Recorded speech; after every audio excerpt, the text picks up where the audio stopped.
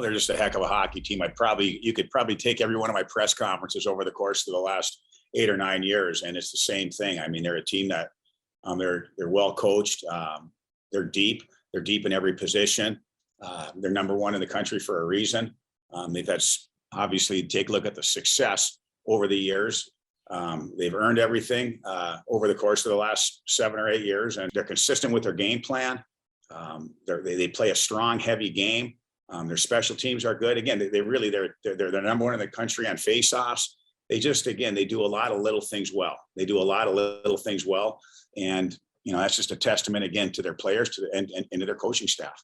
Any inter-Minnesota weekend we got here is definitely a big rivalry. And over the past few years since I've been here, we've always had really intense weekends against them, and we've matched up pretty well. But every year they got one of the best teams in the country, and they always bring it every weekend. So it's always a really fun. And that's the biggest thing is what a great weekend of hockey for all the fans in Bemidji. That's how I look at it.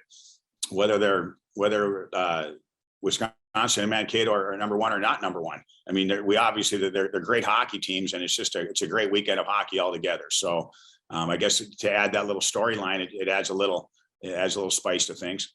I just think you have to look at the points that are on the line and where we're in the standings right now. I mean, that's the biggest thing, and we're at home. So those are the things that you have to look at, and I think those are the important intangibles right now.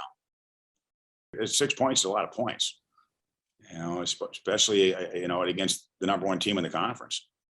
I mean, we're coming into this weekend as if it's a championship weekend. I mean, we're looking for first place in our division, and it's a really big weekend, and these are really important points when it gets down later and to the end of the year. No matter how you look at it, every weekend is super important, especially in our new conference. Everything's just so tight, so it's definitely something we look at.